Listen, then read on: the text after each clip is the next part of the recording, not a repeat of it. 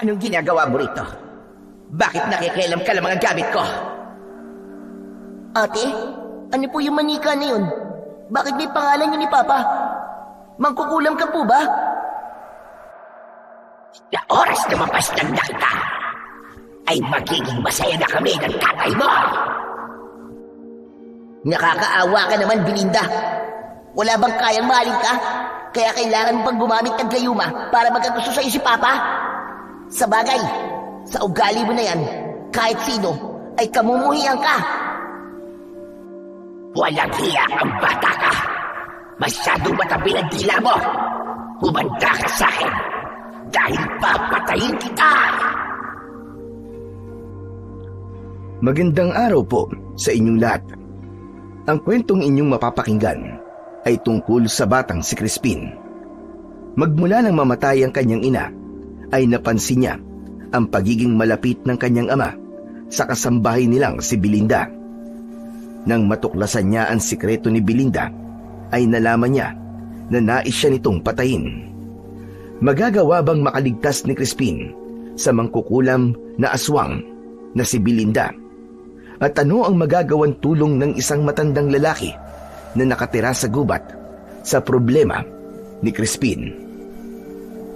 Ngunit bago po ang lahat, mga idol, huwag po nating kalimutan mag-subscribe at i-hit ang notification bell sa aking YouTube channel na The Voice Addict at Apong Isaak para sa mas marami pang makapigil hiningang kwentong aswang at katatakutan mula sa mundo ng kababalaghan. Umpisahan na po natin ang kwento. Isang umaga, nasa kanyang marangyang kwarto ang batang si Crispin. Nakahiga siya sa kanyang malaking kama habang hawak ang litrato ng namayapa niyang ina na si Wilma. Hindi napigilan ni Crispin ang mapaluha nang maalala ito. Halos 1 buwan pa lamang ang nakakaraan nang bawian ng buhay si Wilma. Isang malaking palaisipan para sa kanilang lahat ang pagkamatay nito dahil bigla itong nanghina at namayat. Pinagamot naman ito ng kanyang ama na si Felix sa pinakamahuhusay na doktor, pero wala sa mga yon ang nakapagpagaling sa kanyang nanay at wala ring nakakaalam kung ano ang eksaktong sakit nito. Hanggang sa bigla na lang itong hindi nagising at tuluyan na ngang binawian ng buhay. Ayon sa tatay ni Crispin, patay na ang lahat ng pamilya ng nanay ni Crispin nang magkakilala ang dalawa. Ngunit kahit walang pamilya ang nanay niya, ay hindi yun naging hadlang upang maging isa itong mabuting ina at asawa. Sa edad na 12 ay naulila sa ina si Crispin. Ang tanging kasama na lamang niya sa kanilang bahay ay ang tatay niya at ang nag-iisa nilang kasambahay na si Belinda.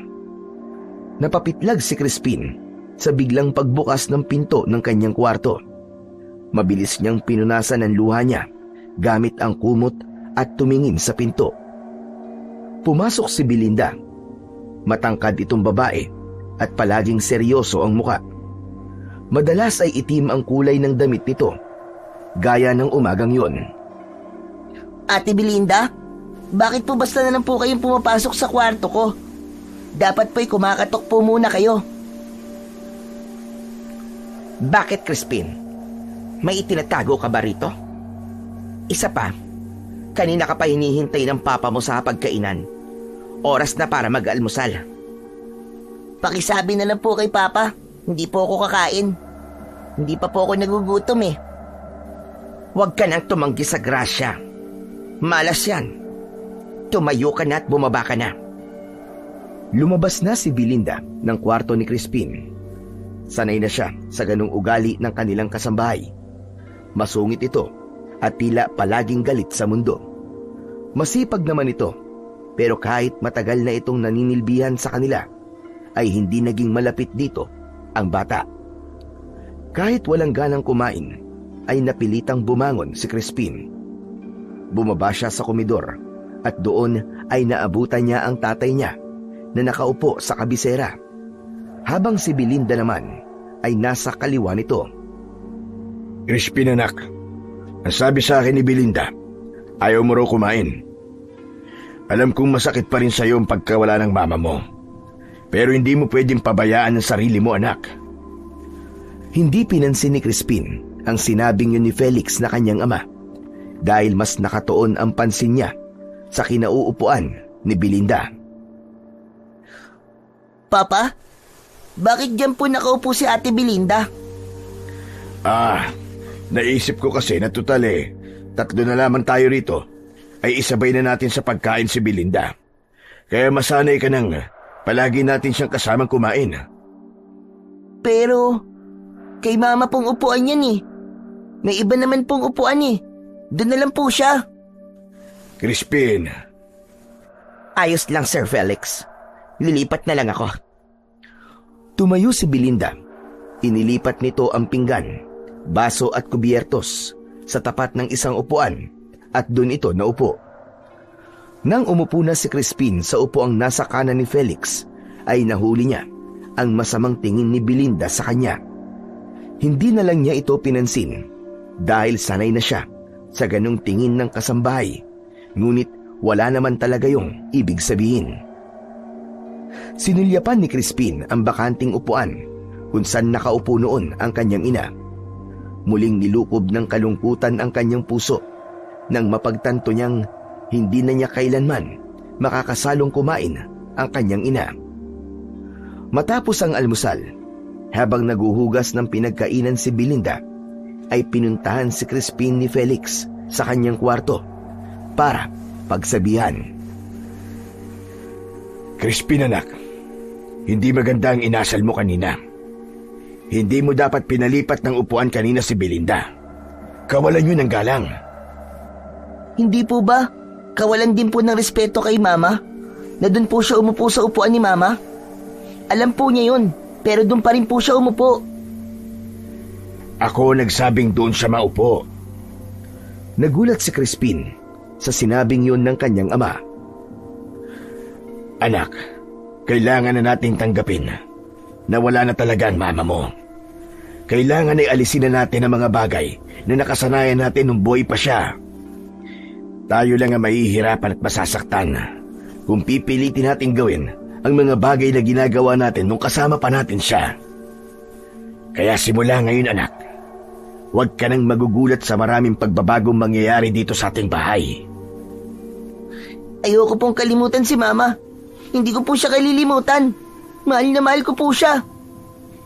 Hindi ko sinabing kalimutan mo siya at hindi ko rin sinabing hindi mo siya mahal. Ang ibig ko lang sabihin ay sanayin mo na ang sarili mong hindi na natin siya makakasama. Bakit po parang napakadali po para sa inyo na sabihin yan, Papa? Hindi niyo na po ba mahal si Mama? Huwag mong questionin ang pagmamahal ko sa nanay mo, Crispin. Para rin sa iyo sinasabi kong ito. Pero sige, kung gusto mong pahirapan ang sarili mo, ay huwag mong sundin ang sinabi ko sa iyo. Magpakalunod ka sa lungkot. Bahala ka na sa buhay mo. Galit na lumabas si Felix na labis naman na ipinagtaka ni Crispin. Pakiramdam niya ay napakalaki na ng pinagbago ng tatay niya simula nang mamatay ang kanyang ina. Sa mga lumipas na araw ay mas lalo pang napansin ni Crispin ang malaking pagbabago kay Felix. Kung dati ay madalas siya nitong kwentuhan ng kung ano-ano, pero ng panahong yun ay mas madalas itong tahimik at parabang laging wala sa sarili. Kapansin-pansin din na mas madalas nitong kausap si Belinda kesa sa kanya. Lahat ng nais ni Belinda ay sinasang-ayunan ni Felix, gaya na lang ng paglipat ng malaking larawan ng nanay ni Crispin sa storage room na dati ay nakasabit sa dingding ng kanilang sala. Mas lalong nabahala si Crispin nang mapansin niya kung gaano kalapit sina Felix at Belinda sa isa't isa. Madalas niyang makitang nakatitig si Felix kay Belinda habang ito'y naglalakad sa loob ng bahay at may mga pagkakataong palihim na nagpapalitan ng ngiti ang dalawa. Sa tuwing may inuutos o sinasabi si Belinda kay Crispin, ay sumasalungat siya at agad siyang binubulyawan ni Felix. Isang bagay na hindi niya kailanman naranasan noon. Sa bawat araw na lumilipas, mas lalo niyang nararamdaman na inaagaw na ni Belinda sa kanya ang kanyang ama. Hindi kayang sarilinin ni Crispin ang mga bagay na yon, kaya nang magkaroon siya ng pagkakataon na kausapin ang tatay niya, ay agad niya tong nilapitan. Nakaupo si Felix sa may veranda habang nakatanaw sa kawalan. Wala noon si Belinda dahil namamalengke ito. Papa, pwede ko po ba kayong makausap? Tapos mo na ba mga assignment mo? Mamaya ako na lang po gagawin, Papa. Gusto po muna kitang makausap. Tungkol ba saan yan? Bilisan mo at paalis na din ako. Susunduin ko pa sa palengke si Belinda para hindi na siya mahirapan sa pagbiyahe pa uwi. Papa, napansin ko po kasi na sobrang napapalapit na po kayo kay Ate Belinda eh. Bakit? May mali siya ba yun sa'yo? Dati naman na ako malapit kay Belinda. Pati nga ang mama mo nung buhay pa siya, ay magkasundo silang dalawa. Papa, parang iba po kasi ang pagiging malapit nyo ngayon eh. Kung hindi ko po kayo kilalang dalawa, iisipin ko po na mag-asawa kayo. Ay, nako. Napakabata mo pa para maging malisyoso, Crispin. Walang namamagitan sa amin ni Belinda, kundi ang pagiging amo ko sa kanya. Mahiya ka sa nanay mo. Kung naririnig ka niya, sigurado ako magagalit yun sa'yo. Magsasalita pa sana si Crispin, ngunit tumayo na si Felix at umalis sa veranda. Naiwan si Crispin na naguguluhan at nag-iisip kung bakit ganun ang naging reaksyon ng tatay niya sa kanyang sinabi. Makalipas ang ilang sandali, ay narinig niya ang ugong ng sasakyan ng kanyang ama sa labas. Indikasyon na umalis na ito upang sunduin si Belinda sa palengke. Isang hating gabi, nagising si Crispin mula sa mahimbing na pagkakatulog. Nanunuyo ang lalamunan niya dahil sa labis na uhaw. Marahan siyang bumangon mula sa kanyang kama at lumabas ng kanyang silid. Hindi na niya binuksan ang ilaw dahil kabisado naman niya ang bahay na yon kahit nakapikit pa siya.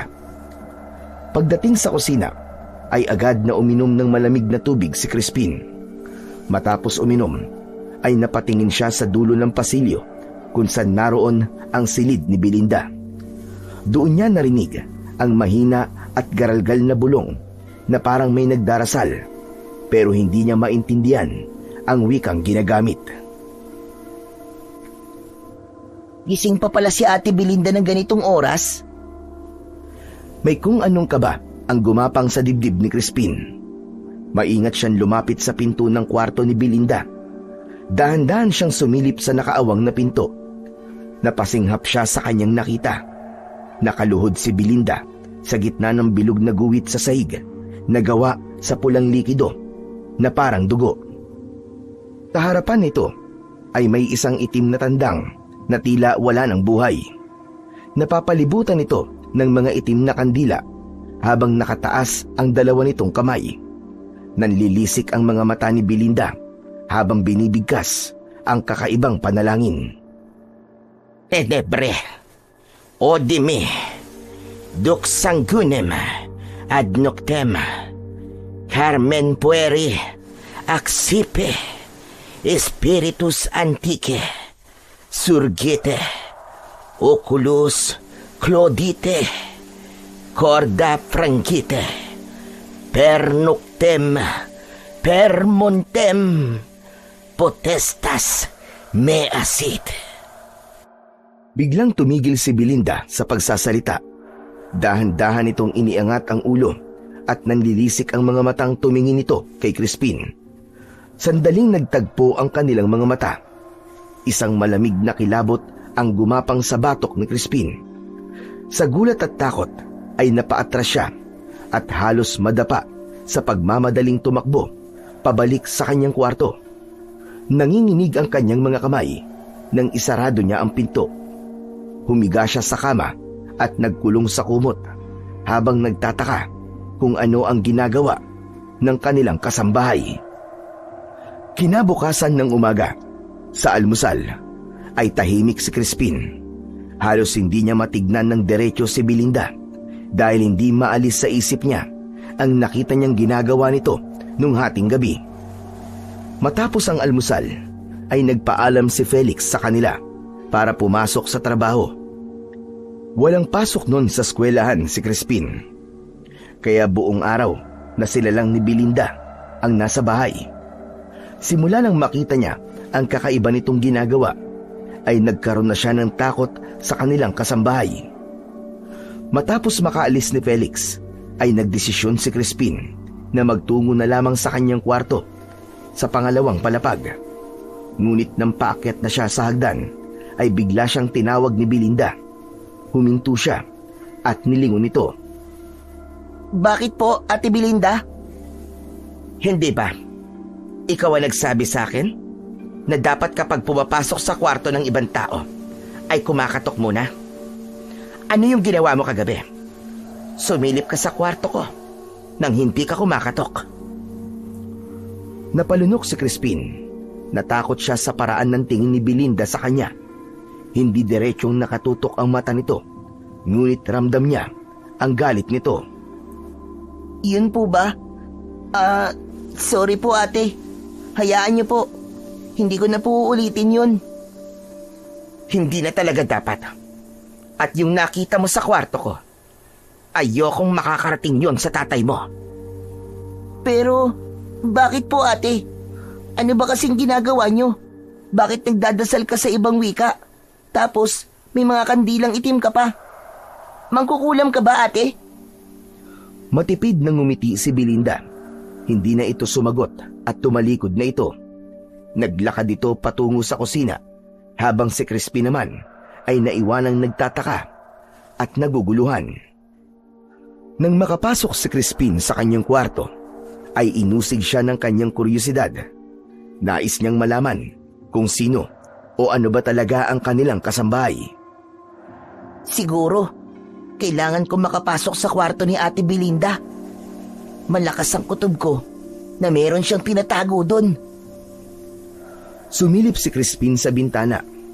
Mula roon ay nakita niya si Belinda na hawak ang isang water hose at abala sa pagdidilig ng mga halaman.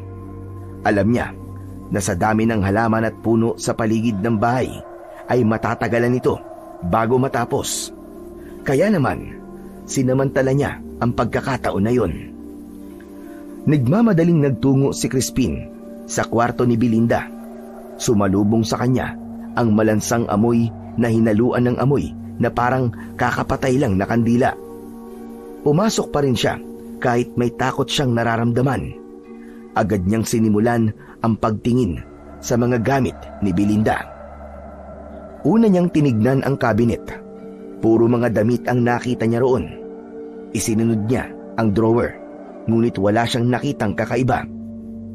Iginala niya ang mata sa kabuuan ng kwarto ni Belinda at naghanap siya ng lugar doon na pwedeng pagtaguan ng mga gamit. Hanggang sa napatingin si Crispin sa kama. Yumuko siya at sumilip siya sa ilalim. Bumilis ang tibok ng puso niya nang may nakita siya roon na isang may kalakihang kahon na gawa sa kahoy. Inilabas ni Crispin ang kahon at agad niya yung binuksan. Nakita niya roon ang mga itim na kandila, mga boteng may langis, mga tuyong dahon at mga bato. Ngunit ang nakakuha ng kanyang atensyon ay ang itim na manika na gawa sa tela. Kinuha niya yon at doon niya napansin na may ilang piraso ng buhok sa ulo ng manika. Dinaman niya yon at parang lupa ang nasa loob ng manika. Nang tignan niya ang likod ng manika, ay napasinghap siya. Hala, bakit may pangalan ni Papang Manikang to? Hindi kaya mangkukulam talaga si Ate Belinda? Laking gulat ni Crispin nang biglang pumasok si Belinda. Nanlilisik ang mga mata nito. Inagaw ni Belinda ang manika sa kanya at ibinalik sa kahon. Malakas na isinarado ni Belinda ang kahon. Anong ginagawa mo rito? Bakit ka nakikialam sa mga gamit ko? Ate, ano po yung manika na yun? Bakit may pangalan po yun ni Papa? Mangkukulam ka po ba? Eh kung sabihin ko sa yung oo, Anong gagawin mo? Isusumbong kita kay Papa. Kinukulam mo siya. Hindi ko kinukulam ang tatay mo. Binibigyan ko siya ng proteksyon. Hindi. Hindi ako naniniwala sa'yo. Kinukulam mo siya. Tila napuno na si Belinda kay Crispin. Maigpit nitong hinawakan ng braso niya hanggang napangiwi si Crispin. Aray! Ate Belinda, nasasaktan ako! Bitiwan niyo ako! Uulitin ko, Crispin. Hindi ko kinukulam ang papa mo. Proteksyon ang ibinibigay ko sa kanya. Proteksyon sa mga nais na magpahamak sa kanya. At ayokong makakarating sa tatay mo ang mga nakita mo dito. Nagkakaintindihan ba tayo? Bakit? Anong gagawin mo kapag nagsumbong ako kay Papa? Mas lalong sumeryoso ang mukha ni Belinda. Matapos yun ay isang nakakatakot na ngisi ang pinakawalan nito. Gagawin kong totoo ang binibintang mo sa akin. Kukulamin ko ang papa mo at hindi mo magugustuhan ang gagawin ko sa kanya. Kaya kung ayaw mo may mangyaring masama sa kanya, itahimik mo yung bibig mo. Isipin mo na lang na wala kang nakita at palalampasin ko ang pagpasok mo rito at pakikialam sa mga gamit ko. Nagkakaintindihan ba tayo? Hindi agad nakapagsalita si Crispin dahil sa takot. Nanatili siyang nakatitig kay Belinda habang bahagyang nanlalaki ang mga mata. Ano, Crispin? Hindi ka ba sasagot? Nagkakaintindihan ba tayo? Opo. Opo, Ate Belinda. Hindi po ako magsusumbong kay Papa. Mabuti naman kung ganon. Ngayon lumabas ka na sa kwarto ko at huwag ka nang papasok dito kahit kailan. Dahil kapag nahuli ulit kita, pasensyahan na lamang tayo. Takot na tumango si Crispin at saka siya nagmamadaling lumabas ng kwarto ni Belinda. Patakbo siyang bumalik sa kanyang kwarto. Siniguro niyang nakalak ang pinto ng silid niya bago siya humiga sa kama. Hindi pa rin siya makapaniwala na mangkukulam ang kasambahay na matagal na nilang kasama. Nang sandaling yun ay tuluyan ng nag-iba ang tingin ni Crispin kay Belinda.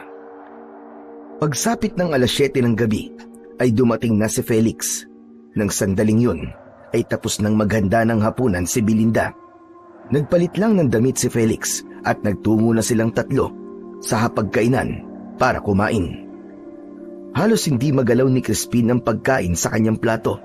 Hindi pa rin siya makapagdesisyon kung dapat ba niyang isumbong sa tatay niya ang natuklasan niya kay Belinda. Crispin anak, hindi mo ginagalaw ang pagkain mo. Ayaw mo bang kumain? Napatingin si Crispin kay Felix. Naisip niya na sabihin na lang sa tatay niya na isang mangkukulam si Belinda. Papa, may kailangan po akong sabihin sa inyo. Si Ate Belinda po kasi. Si Ate Belinda po ay... Bakit? Ano ba ang tungkol kay Belinda? Tumikhim si Belinda, kaya napatingin dito si Crispin. Nang makita niya ang pailalim na tingin ni Belinda, ay bumalik ang takot ni Crispin at naalala niya ang banta nito sa kanya. Crispin, magsalita ka. Anong sasabihin mo tungkol kay Ate Belinda mo? Kasi po, si Ate Belinda po... ang bait niya po, Papa. Tinuruan niya po ako kanina sa assignment ko sa math. Ay, Diyos ko, kang bata ka. Akala ko naman kung ano na. Belinda, maraming salamat sa pag-aasikaso mo kay Crispin, ha? Hindi ko alam kung anong mangyayari sa amin ng anak ko kung wala ka rito. Walang anuman po, Sir Felix. Hindi nagustuhan ni Crispin ang pagpapalitan ng matatamis ng ngiti ni Belinda at ng kanyang ama. Isang hapon, habang nanguhuli ng tipaklong si Crispin sa likod ng kanilang bahay, ay napalingon siya sa nakabukas na bintana ng kusina. Doon niya nakita sina Belinda at ang kanyang ama na masayang nag-uusap. Ilang araw na ring napapansin ni Crispin na laging kasama ng ama niya si Belinda. Mula sa kanyang dibdib ay unti-unting gumapang ang kaba. Hindi niya maipaliwanag, pero may bumubulong sa kanyang isipan na may nangyayari ng mali. Hanggang sa dumating na nga ang araw kung saan mabibigyan na ng kumpirmasyon ang hinala ni Crispin. Isang gabi, pinagbihis siya ni Felix dahil anito ay sa labas sila kakain. Nagsuot ng polo at pantalon si Crispin. Sasakay na sana siya sa may passenger seat, ngunit nakaupo na roon si Belinda, habang ang tatay naman niya ay nasa driver's seat na. Sige na, Crispin. Sa likod ka na maupo. Ha? Akala ko po tayong dalawa lang po ang lalabas, Papa. Wala akong sinabing hindi natin isasama si Belinda. Sige na, sumakay ka na para makaalis na tayo. Walang imik na sumakay na lang si Crispin sa likod ng kotse. Habang bumabiyahe sila, ay masayang nag-uusap sina Felix at Belinda na para bang wala siya roon. Hindi man lang siya isinali ng tatay niya sa usapan ng mga ito at hinayaan siya nitong mapanisan ng laway sa likod ng sasakyan. Makalipas ang mahigit kalahating oras ay nakarating na sila sa isang mamahaling restaurant. Naunang bumaba si Felix upang ipagbukas ng pinto si Belinda, habang si Crispin naman ay bumaba na rin at sumunod sa dalawa papasok ng restaurant. Nang makaupo na sila, ay umorder na si Felix ng pagkain. Pagdating ng mga pagkain, ay sinimulan na nilang kumain. Nagtataka si Crispin dahil yun ang unang beses na isinama ng tatay niya si Belinda sa ganong klaseng lugar. Papa, ano po pala ang okasyon ngayon at dito po tayo kumain? Hindi po ba nung buhay pa po si Mama, kapag may okasyon ay dito po tayo nagpupunta? Dahil may sasabihin kami ni Belinda sa'yo, anak. Ang totoo niyan, nobya ko na ang ate Belinda mo. At kapag okay ng lahat, ay magpapakasal na kami. Kaya simula ngayon, Tita Belinda na ang itatawag mo sa kanya. O pwede rin namang Mama, kung gusto mo. Hindi! Hindi kita tatawaging Mama. Isa lang ang Mama ko at hindi ikaw yun. Crispin, igalang mo ang Tita Belinda mo. Ayos lang, Felix. Siguro ay nagulat lang si Crispin. Hayaan natin siyang iproseso ang lahat. Sabi ko na nga ba, may namamagitan na sa inyong dalawa. Papa, wala naman pong problema sa akin kahit magkaroon po ulit kayo ng nobya eh. Pero sana po, ay pinatagal niyo muna. Wala pa pong isang taon na namamatay si Mama, tapos nakuha niyo na po kagad na ipagpalit siya. Nagmamahalang kami ng ate Belinda mo. Kaya bakit pa namin patatagalin pa kung doon din naman ang punta? Isa pa, hindi ko hinihingi ang approval mo kung tutol ka man o hindi sa relasyon namin. Pero naniniwala ko na bilang anak kita ay may karapatang ka ding malaman ng totoo. Napayuko si Crispin. Totoo na wala siyang tutol kung magkaroon man ng bagong pag-ibig ang tatay niya.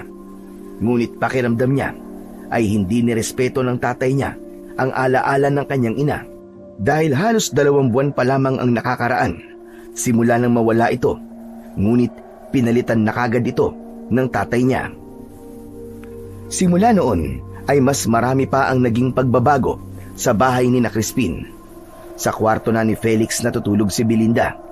Lahat ng ginagawa noon ng nanay ni Crispin ay ito na ang gumagawa. Pero para kay Crispin, walang pwedeng pumalit sa nanay niya sa bahay na yun.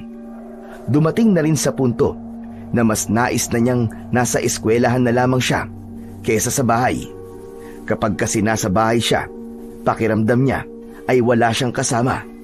Nandun nga ang tatay niya, pero ang atensyon naman ito ay palaging na kay Belinda. Isang hapon, katatapos lang ng huling klase ni Crispin sa eskwelahan. Para makauwi, ay sumasakay siya ng tricycle, pero dahil ayaw pa niyang umuwi, ay mas pinili na lamang niya na maglakad. Sa kanyang paglalakad, ay nakarinig siya ng busina sa likod niya. Huminto siya at nang lumingon siya roon, ay nakita niya ang isang tricycle na palapit. Agad niyang nakilala ang driver ng tricycle na si Arman. Si Arman ay ang dating driver ng kanilang pamilya. Nang mamatay ang nanay niya, ay nag-resign na ito. Huminto ang tricycle sa tabi ni Crispin, kaya tumigil na rin siya sa paglalakad. Oh, Crispin, ikaw pala yan. Bakit naglalakad ka pa uwi? Alangan naman po na tumambling po ako pa uwi, di ba? Ikaw talaga, hindi ka pa rin nagbabago. Halika, sumakay ka na. Ihatid na kita sa bahay nyo. Libre ko na, huwag ka na magbayad. Wag na po, Kuya Arman. Ayos lang naman sa akin na maglakad ako eh. Ayoko pa kasing umuwi sa bahay namin eh. Ano? Bakit naman? May problema ba? Wala naman kuya. Gusto ko lang talaga maglakad. Ganun ba? O sige, kung ayaw mo pang umuwi, pumunta na lang tayo sa kung saan. Halika, sakay ka na. Sigurado ako magugustuhan mo yung lugar na pupuntahan natin. Dali, sakay na!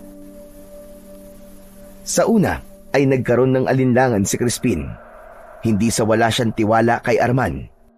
Ang totoo ay kaklose niya ito noong nagtatrabaho pa ito para sa kanila. Ito rin ang madalas niyang kalaro dahil hindi siya pinapayagan ng tatay niya na makipaglaro sa ibang bata dahil baka raw magkasakit siya. Hindi nagtagal ay pumayag na si Crispin sa suwestyon ni Arman. Sumakay siya sa tricycle nito. Pumwesto siya sa likod ni Arman at umandar na ang tricycle. Makalipas ang ilang minuto ay lumiko sila sa isang daan na noon lang nakita ni Crispin. Hindi na sementado ang daan, lupa na yun at mas dumami na ang puno sa paligid. Kuya Arman, saan po pala tayo pupunta? Dadalin kita sa isang secret falls sa gubat na to. Ano? May falls dito kuya? Kakasabi ko lang, di ba? Oo, meron nga. At iilan lang ang nakakaalam kasi secret nga eh. Ang totoo niyan, kapag gusto ko mapag-isa o mag-isip, ay doon ako nagpupunta para magpalipas ng oras ko. Nakaramdam ng excitement si Crispin sa sinabing yun ni Arman. Hindi niya akalain na meron palang talon sa lugar nila. Matapos ang ilang minuto, ay inihinto na ni Arman ang tricycle. Bumaba na sila at ayon dito, ay kailangan na nilang maglakad mula roon dahil hindi na kaya ng tricycle na pumasok sa daan na magdadala sa kanila sa lihim na talon. Halos palubog na ang araw, ngunit walang kahit katiting na kaba o takot sa Crispin. Alam niya na ligtas siya dahil si Arman ang kanyang kasama. Hindi nagtagal ay narating na nila ang Secret Falls. Labis na namangha si Crispin sa ganda ng talon. Hindi ganong mataas ang pinagbabagsakan ng tubig at napakalinaw at napakalinis ng tubig. Hinubad niya ang kanyang sapatos at inilublub niya ang paa sa malamig na tubig. Wow! Ang lamig-lamig ng tubig, Kuya Arman. Ang sarap! Saka, ang ganda-ganda dito. Nakaka-relax talaga. O di ba? Sabi ko naman sa'yo magugustuhan mo dito eh. O ngayon, baka pwedeng sabihin mo na sa akin kung ano ang problema mo. Alam mo, Crispin, bata ka pa, kilala na kita. Alam ko kapag may problema ka. Naupo si Crispin sa bato sa gilid ng tubig. Hinayaan niyang yakapin ng malamig na tubig ang kanyang mga paa. Mukhang kailangan ko nga na mapagsasabihan, Kuya Arman. Wala kasi ako makausap sa bahay eh. Alam mo, Kuya Arman, si Papa at si Belinda, magkasintahan na sila. Balak na rin nilang magpakasal. Ano? Aba, nakakagulat nga yan. Bakit? Ayaw mo bang mag-asawa ulit ang tatay mo? Hindi naman, Kuya. Malungkot lang ako kasi ang bilis namang makahanap ni Papa ng kapalit ni Mama. Kahit ako. Kung ako nasa posisyon mo, ganyan din ang mararamdaman ko eh.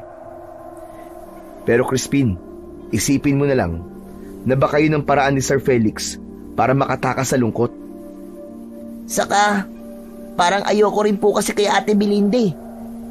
Alam mo, Kuya, nahuli ko kasi siya minsan na nagdadasal sa ibang wika tapos inamin niya sa akin na mangkukulam siya. Ayoko naman na magkaroon ng stepmother na mangkukulam, no? Napailing na lang si Arman sa sinabing yun ni Crispin. Bahagyang nagtaka si Crispin dahil tila hindi nagulat si Arman sa bagay na sinabi niya tungkol kay Belinda. Maya-maya ay nagpaalam sa kanya si Arman na may kukunin lang ito sa tricycle. Nang maiwan mag-isa si Crispin, ay tumitig siya sa umaagos na tubig at pinag-isipan ang mga nangyayari sa bahay nila. Naisip niya na kailangan na niyang sabihin sa tatay niya na mangkukulam talaga si Belinda at baka magbago ang isip nito na pakasalan ang dati nilang kasambahay. Hindi nagtagal ay nakarinig ng yabag si Crispin sa kanyang likuran. Hindi na siya nag-abalang lumingon dahil alam niyang si Arman yun. Ngunit laking gulat ni Crispin nang may panyong tumakip sa kanyang ilong at bibig. Hindi na niya nagawang manlaban dahil nang maamoy niya ang panyo ay bumigat ang ulo niya at agad siyang nakatulog. Walang ideya si Crispin kung gaano siya katagal na nakatulog. Nang ibukas niya ang kanyang mga mata, ay nakatali na ang kanyang mga kamay. Nakaupo siya sa lupa habang nakasandal sa isang puno. Madilim na ang paligid at ang tanging liwanag na meron doon ay ang bonfire na isang di pa lang ang layo sa kanya. Natatakot na luminga si Crispin. Nasa kagubatan pa rin siya. Maya-maya ay dumating si Arman. Seryoso ang mukha nito habang may hawak na itak. Umupo ang lalaki sa bato sa harapan ni Crispin. Kuya Arman, anong ibig sabihin ito? Patawarin mo ako, Crispin. Sumusunod lamang ako sa utos ni Belinda. Gusto niya, napatayin kita. Ano? Kuya Arman, parang awa mo na, wag mo akong papatayin. Crispin, kailangan kong gawin to. Dahil kung hindi, ako ang papatayin ni Belinda. Tama ka. Isa siyang mangkukulam. Pero hindi lang siya pangkaraniwang mangkukulam. Isang aswang si Belinda. Isang aswang siya, Crispin. Naalala mo yung mga nawawalang tao sa lugar natin? Si Belinda ang may kagagawan sa mga yon. Labis na nagimbal si Crispin. Ramdam niya na nagsasabi ng totoo si Arman. Hindi siya makapaniwala na marami pa palang lihim si Belinda. Si Belinda, siya rin ang pumatay sa nanay mo. Kinulam niya si Ma'am Wilma. At alam mo ba kung bakit? Hindi na nagawang makapagsalita ni Crispin ng sandaling yon. Dumaloy na kagad ang luha sa magkabilaan niyang pisngi. Maging ang sinabing yun ni Arman ay parang napakahirap paniwalaan para sa kanya.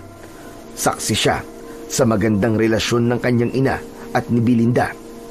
Hindi kasambahay ang turing ng nanay niya kay Belinda, kundi isang tunay na kapamilya. Ang nanay mo ay mula sa lahi ng mga manunugis sa isang tagumbaryo.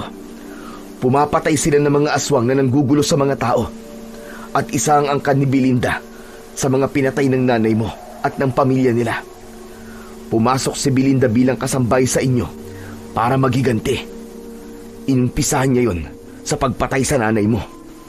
Sinunod niya ang panggagayuma sa tatay mo dahil nagkagusto siya rito. Tapos ngayon, ikaw na ang gusto niyang mawala. Kuya, parang awa mo na, wag mo akong papatayin. Wag mo sundin si Ate Belinda. Sana nga'y ganun lang kadali ang lahat, Crispin. Pero kapag hindi ko sinunod si Belinda, ay ako naman ang papatayin niya. Isa ako sa mga taong alipin ng pamilya niya. At kaya kanya gustong patayin ay dahil nakakita siya ng isang pangitain. Nakita niya na ikaw ang papatay sa kanya. Kaya bago pa mangyari ang pangitain na yun, ay nais ka na niyang mawala, Crispin. Patawarin mo ako. Labag to sa kalooban ko, pero kailangan ko tong gawin para sa kaligtasan ko. Nanginig ang buong katawan ni Crispin nang tumayo na si Arman habang matiim itong nakatingin sa kanya. Mas lumakas ang pag-agos ng kanyang mga luha. Hindi pa maproseso ng utak niya ang mga isiniwalat sa kanya ni Arman tungkol kay Belinda dahil namamayani ang takot sa kanya. Patawad, Crispin. Isipin mo na lang na sa pagpatay ko sa'yo ay ginawang kita ng pabor dahil makakasama mo na ang nanay mo. Nang itaas ni Arman ang itak, ay napapikit na si Crispin. Hinintay na lamang niyang bumaon sa katawan niya ang matalim na itak. Ngunit lumipas ang ilang segundo ay walang nangyayari. Doon na marahang binuksan ni Crispin ang kanyang mga mata. Nakita niya si Arman na pinagpapawisan habang nakabitin sa ere ang hawak nitong itak. Sa itsura nito ay parang may pumipigil dito na patayin siya. Nangihinang ibinaba ni Arman ang itak. Napaluhod ito at napahagulgol. Crispin, hindi ko kaya. Hindi kita kayang patayin. Napakabata mo pa eh. Kuya Arman! Umangat ang mukha ni Arman habang patuloy ito sa pagluwa at pinakawalan nito si Crispin. Hindi makapaniwala si Crispin na buhay pa siya ng sandaling yon. Nang matanggal na ang lubid sa kamay ni Crispin, ay hinawakan ni Arman ang magkabilaan niyang balikat. Itong tandaan mo, Crispin. Lumayo ka na sa lugar na to at wag ka nang bumalik pa sa bahay niyo. Pero, paano si Papa? Mag-aalala siya kapag hindi na ako umuwi sa amin. Isa pa, kasama niya si Ate Belinda doon. Baka kung anong gawin niya kay Papa. Sasabihin ko na lang kay Papa ang lahat para malaman niya kung sino talaga si Ate Belinda. Kahit anong sabihin mo kay Sir Felix laban kay Belinda, ay hindi siya maniniwala. Nasa ilalim ng kapangyarihan ni Belinda ang tatay mo. Basta makinig ka na lang sa akin. Lumayo ka na muna. Magtago ka. Alam kong kaya mo to. Dahil matapang ka, Crispin. Ako na ang bahala kay Belinda. Sasabihin ko sa kanya na pinatay na kita. Huwag kang mag-alala sa papa mo. Sigurado ako na hindi siya sasaktan ni Belinda. Dahil mahal ni Belinda si Sir Felix. Saka ka na bumalik kapag naging maayos na ang lahat. Pero, kailan naman kaya mangyayari yung Kuya Arman? Hindi ko alam. Pero sa ngayon, mas makabubuti para sa ating dalawa na isipin ni Belinda na pinatay na kita. Sige na, umalis ka na. Magpakalayo-layo ka na, Crispin. Dahil kung di man akong papatay sa'yo, ay si Belinda ang gagawa nun. Papatayin ka niya, Crispin. Papatayin ka niya. Habang sinasabi yun ni Arman, ay nanlalaki ang mga mata nito. Hindi na nagtanong si Crispin. Agad siyang tumayo at nagsimulang tumakbo palayo. Dumaan siya sa makakapal na halaman at sa mga punong tila nakamasid sa kanya. Ang puso niya ay kumakabog sa takot at pagkalito. Hindi niya alam kung saan siya pupunta. Basta ang nasa isip niya ng sandaling yon ay ang makalayo kay Belinda. Habang mabilis na tumatakbo si Crispin, ay hindi niya napansin ang malalim na hukay sa kanyang harapan. Nahulog siya roon at nang bumagsak siya sa ilalim ng hukay, ay malakas na humampas sa malapad na bato ang likod ng kanyang ulo. Sa isang iglap ay nanlabo ang kanyang paningin hanggang sa tuluyan na siyang nawalan ng ulirat. Marahang kumatok si Arman sa gate ng malaking bahay ni Felix. Nakita niya si Belinda na nagmamadaling lumabas at pinagbuksan siya nito ng gate. Hinila siya ni Belinda papunta sa likod ng bahay. Ano, Arman? Nagawa mo ba ang pinag-uutos ko sa'yo? Napatay mo na ba si Crispin? Oo. Wala na siya. Pinatay ko siya sa gubat. Gusto ko ng pruweba. Kilala mo ko. Hindi ako basta-basta naniniwala. Sa salita lamang. Mula sa likod ni Arman ay inilabas niya ang isang plastik. Binuksan niya yon at tumambad kay Belinda ang isang puso na balot pa ng sariwang dugo. Puso ito ni Crispin. Pagkatapos ko siyang patayin, ay kinuha ko ang puso niya para maniwala kang patay na siya. Talaga bang puso yan ni Crispin? Bakit hindi mo tignan ng maigi nang maniwala ka? Matiim na tumingin si Belinda kay Arman. Hindi nagpakita ng anumang emosyon si Arman upang hindi makahalata si Belinda na puso ng baboy ang dala niya at hindi puso ni Crispin. Kinuha ni Belinda ang puso at tinignan yon ng malapitan. Maya-maya pa ay dinurog nito ang puso gamit ang isa nitong kamay. Tinapik nito ang pisngi ni Arman gamit ang palad nito na puno ng dugo at durog na parte ng puso ng baboy. Mahusay. Mahusay, Arman.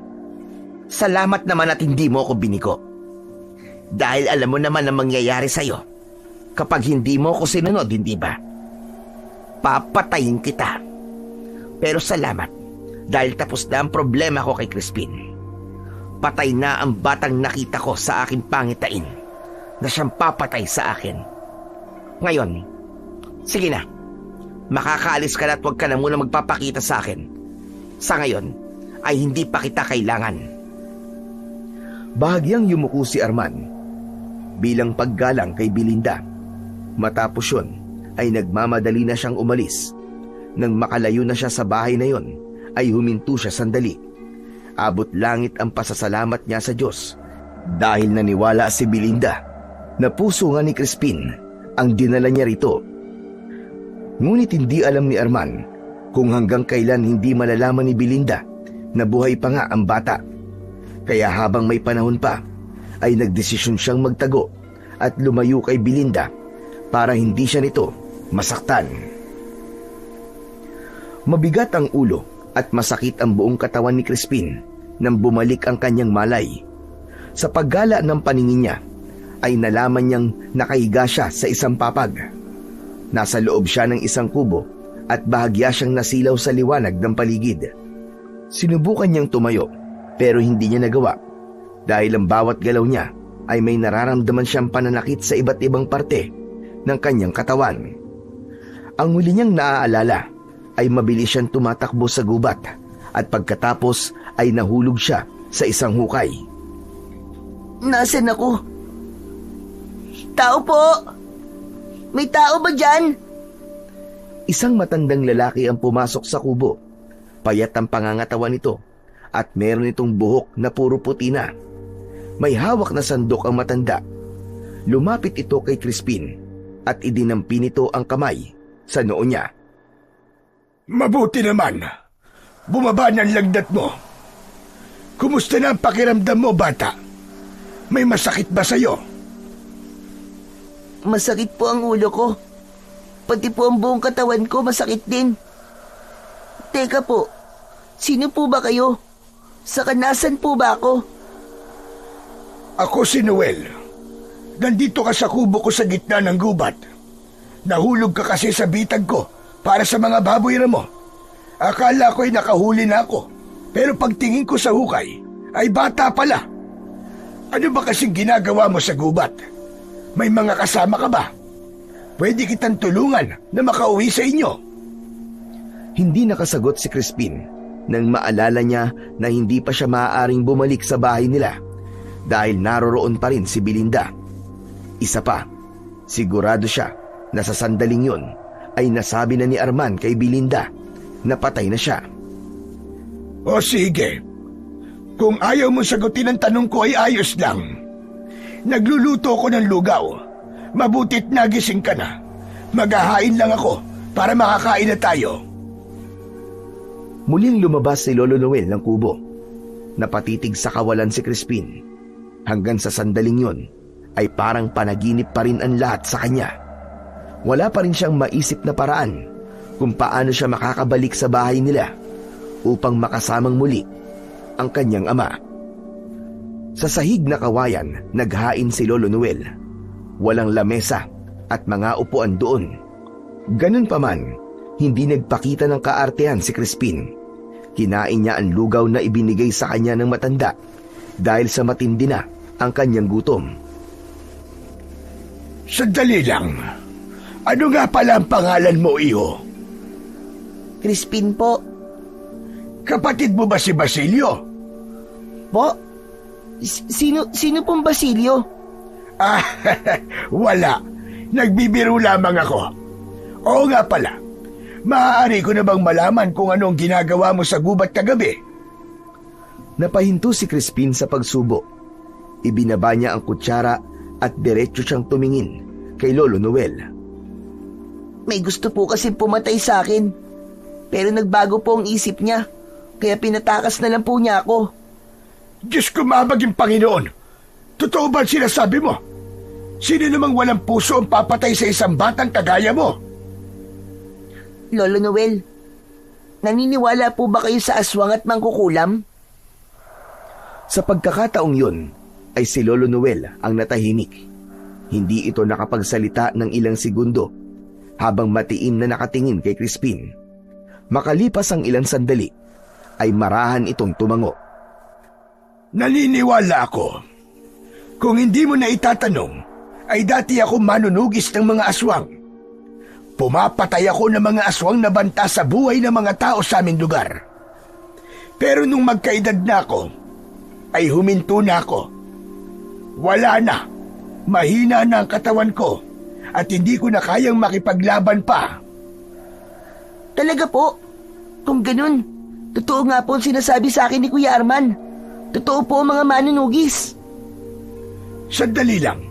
Hindi mo pa nasasagot ng tanong ko kung sino ang gustong pumatay sa iyo. Doon na ipinagtapat ni Crispin kay Lolo Noel ang lahat. Ikinuwento niya sa matanda ang tungkol kay Belinda at ang pagiging mangkukulam at aswang nito. Maging ang dahilan ng pagpatay nito sa kanyang ina at ang plano nitong pagpatay sa kanya ay ipinaalam na rin niya kay Lolo Noel. Malakas ang pakiramdam ni Crispin na mabuting tao ang matanda dahil sa pagtulong nito sa kanya. Nakakaawa ka naman pala kung ganun. Pero huwag kang mag-alala. Kung wala ka mapupuntahan, ay maaari ka manatili rito sa aking bahay. Kung yun ayos lang sa'yo. Ngunit ipapaalam ko na sa'yo na hindi palagi masarap ang pagkain dito. Sa tingin ko kasi, anak mayaman ka, base sa kutis mo. Naku, Lolo Noel, wala pong problema sa akin kahit anong pagkain po. Basta hindi po nakakamatay. Kailangan ko po talaga ng matutuluyan na hindi masyadong malayo po sa bahay namin. Naisip ko po kasi na hindi ko po pwedeng hayaan na matagal si Belinda sa bahay namin dahil baka kung anong maisipan niyang gawin sa tatay ko. Narealize ko po na may dahilan kung bakit po buhay pa ako hanggang ngayon. Yun po ay upang bigyan ng katuparan ang pangitain na nakita ni Belinda na ako po ang papatay sa kanya. Natutuwa ako na kahit bata ka pa ay nakakaisip ka ng mga ganyang bagay. Pero sa ngayon ay isipin mo muna ang paggaling mo. Magpalakas ka ng katawan. Mas maganda na isipin ng Belinda na yon na patay ka ng talaga para maging kampante siya. At kapag ganda ka na, ay ako mismo ang tutulong sa'yo. Ang sabi mo di ba aswang si Belinda? Marami akong pwedeng ituro sa'yo sa kung paano mo mapapatay ang mga ganong klase ng halimaw. Marahang tumango si Crispin. Nang sandaling yun, ay tiwala siya na napunta siya sa tamang tao at may dahilan kung bakit si Lolo Noel ang pansamantalang kumukupkup sa kanya. Sumang-ayon din siya sa sinabi ng matanda tungkol sa dahilan kung bakit sila pinagtagpo ng tadhana. Sa bawat araw na lumilipas, ay dahan-dahang bumabalik ang lakas ni Crispin. Hindi siya pinabayaan ni Lolo Noel. Ito ang nagpakain sa kanya at nagbigay ng bahay. Ramdam niya ang sinseridad sa kilos ng matanda at ang totoong pagmamalasakit. Hindi niya maipaliwanag pero agad siyang nakaramdam ng tiwala sa matanda. Isang gabi, habang naghahapunan ng dalawa, ay hindi maiwasang maisip ni Crispin kung kumusta na ang lagay ng kanyang ama. Lolo, nag-aalala po ako sa papa ko. Wala po akong tiwala kay Belinda. Baka kung ano na po ang ginagawa niya kay papa. Naiintindihan ko ang nararamdaman mo, Crispin. Ngunit sa ngayon ay magtiwala na lamang tayo na hindi niya sasaktan ang tatay mo. Gaya ng sinabi mo sa akin, ay mahal ni Belinda ang tatay mo. Kaya niya to ginayuma. Kahit na po, Lolo. Simula po kasi na malaman ko kung ano talaga si Belinda, ay nag-iba na po ang tingin ko sa kanya. Natatakot po ako na baka magaya po si Papa sa nangyari kay Mama.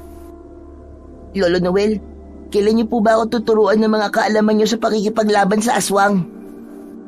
Kapag naramdaman ko na handa ka na, ayokong sanayin ka na hindi pa handa ang katawan at isip mo. Pero Lolo Noel, handa na po ako. Gusto ko na pong tapusin ang kasamaan ni Belinda. Gusto ko na pong bumalik sa dati naming buhay ni Papa. May tamang oras para sa bagay na yan, iyo. Hanggang hindi ko sinasabi na hindi ka pa handa, ay hindi ka pa handa. Magtiwala ka lang sa akin, iyo. Napayuko na lang si Crispin at ipinagpatuloy ang kanyang pagkain. Mag-iisang linggo na, simula nang mawala siya sa bahay nila. Sigurado siya na sa sandaling yun ay labis na ang pag-aalala ng kanyang tatay sa kanya. Nais niyang makasiguro na ayos lang ang tatay niya at walang ginagawang masama rito si Belinda. Kaya nang makatulog si Lolo Noel, ay lihim na umalis si Crispin. Tinahak niya ang daan palabas ng kagubatan. Matalas ang memorya niya, kaya madali niyang naalala ang dinaanan nila ni Arman. Nang makita niya ang talon, ay alam niya na malapit na siyang makalabas ng gubat. Hanggang sa wakas, ay nakalabas na ng gubat si Crispin. Patuloy siyang naglakad sa gitna ng kadiliman na ang tanging tanglaw ay ang bilog na buwan. Nang marating niya ang bahay nila, ay umakyat siya sa gate. Tahimik siyang naglakad at napansin niya na nakabukas pa ang ilaw sa may sala. Lumapit siya sa bintana. Nakabukas yun, kaya't sumilip siya. Hindi niya napigilang maluwa nang makita niya si Felix na kausap si Belinda. Miss na niya ang tatay niya at yun ay ang unang beses na nawala ito sa tabi niya ng ganong katagal. Nakaupo si Belinda sa sofa habang si Felix naman ay palakad-lakad. Bakas sa mukha nito ang labis na pag-aalala. Ano ka ba naman, Felix? Pwede bang pumirmi ka muna? Ako nahihilo sa ginagawa mo eh. Anong kumalma? Anak ko nawawala, Belinda. Mag-iisang linggo na siyang hindi umuwi. Hindi ko kayang kumalma. Hindi ba't ginagawa na ng mga pulis ang lahat para mahanap siya? Makikita mo isang araw ay nandito na ulit si Crispin. Ewan ko ba kasi sa anak mo na yan. Marahil ay nagpapapansin lang yon, kaya nagkukunwari siyang nawawala. Mga kabataan talaga ngayon. Hindi ko maintindihan. Kilala ko si Crispin, Belinda. Hindi siya gagawa ng ganung bagay. Sa tingin ko, ay hindi mo pa siya lubusang kilala. Tignan mo, at nagawa na niya ang bagay na hindi mo inaakalang gagawin niya. Ay, nako. Nasaan na ba ang batang yon? Nasaan ka na ba, Crispin? Kumusta na kaya siya? May maayos kaya siyang tinutulugan? Kumakain kaya siya sa tamang oras? Baka nagugutom na siya ngayon. Bumakas ang pagkairita sa mukha ni Belinda. Tumayo ito at lumapit kay Felix. Matiim nitong tinignan ang mga mata ni Felix at napansin ni Crispin na bumubuka ng mabilis ang bibig ni Belinda na para bang meron itong binubulong. Nanlaki ang mga mata ni Felix. Nawalan ng emosyon ang mukha nito. Huwag mo nang alalahanin at isipin si Crispin. Ituon mo na lang ang atensyon mo sa akin, Felix. Sa akin ka lang. At wala lang iba. Tama ka. Sa ilang dapat ang atensyon ko, Belinda. Wala na akong iisiping iba, kundi ikaw lamang. Akala mo ay isang robot na nagsalita si Felix. Diretso ang tingin nito kay Belinda. Mariing naikuyom ni Crispin ang kanyang mga kamao. Alam niya na muling napunta sa ilalim ng kapangyarihan ni Belinda ang papa niya. Nag-init ang dugo niya at ang tanging nasa isip niya ng sandaling yon ay ilayo ang kanyang papa kay Belinda. Ngunit nang akmang papasok na siya sa bahay nila mula sa bintana, ay may kamay na humila sa braso niya. Kasunod nun ay may tumakip sa bibig niya dahil pasigaw na sana siya. Nanlaki ang mga mata ni Crispin nang makita si Lolo Noel. Sumenyas ito na huwag siyang maingay. Hinila siya ng matanda patungo sa gate at pinauna siya nitong umakyat doon. Nang makalabas si Crispin, ay sumunod kagad si Lolo Noel. muli siya nitong hinawakan sa kamay at hinila siya nito palayo sa bahay nila. Pagkarating nila sa gubat ay doon lang nagsalita ang matanda. Hindi ko akalain na matigas pala ang ulo mong bata ka. Hindi ba't sinabi ko na wag ka munang magpupunta sa bahay nyo? Mabuti na lang at nagising ako nang tumakas ka, kaya nasundan kita. Sorry po, Lolo Noel. Nag-aalala na po kasi ako sa papa ko eh. Tapos, nakita ko po na ginamitan na naman ni Belinda si papa ng kapangyarihan niya. Tapos, magtatangka ka pang magpakita sa kanya kanina. Buti na lamang at napigilan kita dahil baka kung ano na nangyari sa'yo. Gusto ko na po siyang tapusin, Lolo Noel. Gusto ko na pong mawala siya sa buhay namin ni Papa. Huminto si Lolo Noel at humarap kay Crispin. Sige nga, Crispin. Sabihin mo sa akin kung paano mo lalabanan ng isang mangkukulam na aswang. Sabihin mo. Hindi ko po alam. Oh, nakita mo na. Sa'yo mismo nang galing. Hindi mo alam. Sa gagawin mo kanina ay para kang sundalo na sasabak sa isang gera na walang dalang armas. Bakit po kasi hindi niyo pa po ako turuan na makipaglaban sa kagaya ni Belinda? Handa na po ako eh. Gusto ko na pong matapos to. O sige, tuturuan na kita. Bukas tayo magsisimula sa iyong pagsasanay. Ngunit ito ang tandaan mo. Hindi magiging madali ang pagsasanay mo sa akin, Crispin. Maghanda ka. Kailangan maipakita mo sa akin na handa ka talagang makipaglaban. Tumalikod si Lolo Noel at nagpatuloy sa paglalakad pabalik sa kubo. Nilukob ng kaba ang dibdib ni Crispin. Noon ay gustong-gusto niya nang magsanay, ngunit nang sabihin ni Lolo Noel na magsasanay na siya, ay parang bigla siyang kinabahan. Kinabukasan ng umaga ay maagang ginising si Crispin ni Lolo Noel. Nag-aalmusal sila ng kape at nilagang saging na saba. Makalipas ang ilang sandali ay tinawag siya ng matanda at dinala siya nito sa likod ng kubo kung saan may isang malinis na patag na lugar na tila matagal nang inihanda para sa isang pagsasanay. Agad na napansin ni Crispin ang isang mahabang kahon na yari sa itim na kahoy. Maingat yung binuksan ni Lolo Noel at sa pagtaas ng takip ay bumulaga kay Crispin ang isang pares ng arnis na kulay itim. May mga nakaukit doon na hindi niya mawarian kung ano ang ibig sabihin. Lolo Noel, ano po yan? Arnis na gawa sa puno ng mangkono. Ang mangkono ay ang pinakamatibay na uri ng kahoy dito sa ating bansa. Pero hindi lang basta ito arnis. May basbas ito ng isang makapangyarihang diwata ng kagubatan. Kinuha ni Lolo Noel ang arnis at inabot yon kay Crispin. Nang hawakan niya ang arnis, ay nakaramdam siya ng bahagyang panginginig sa kanyang palad na parabang may enerhiyang dumaloy sa kanyang buong katawan. Ang diwata nagbigay ng basbas sa arnis na yan bilang proteksyon ng mga tao laban sa kasamaan.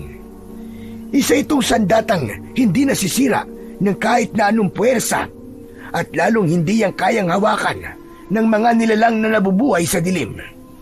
Pero tandaan mo, Crispin, ang arnis ay hindi sapat kung ang may hawak naman ito ay walang paninindigan. Ang ibig niyo po bang sabihin ay ipapahiram niyo po sa akin ang sandatang ito para labanan po si Belinda? Ganun na nga. Yan ang gagamitin mo sa pakikipaglaban mo sa kanya. Ngunit bago yun mangyari, ay kailangan mong maging biyasa sa paggamit niyan. Tahimik na tinitigan ni Crispin ang arnis. Sa kanyang dibdib ay nagsimulang sumiklab ang samot-saring emosyon. May takot, galit, at higit sa lahat ay determinasyon. Maya-maya pa ay muli siyang tumingin kay Lolo Noel. Handa na po ako magsanay, Lolo. Gawin na po natin. Nakangiting tumango si Lolo Noel at agad nilang sinimulan ang kanilang pagsasanay.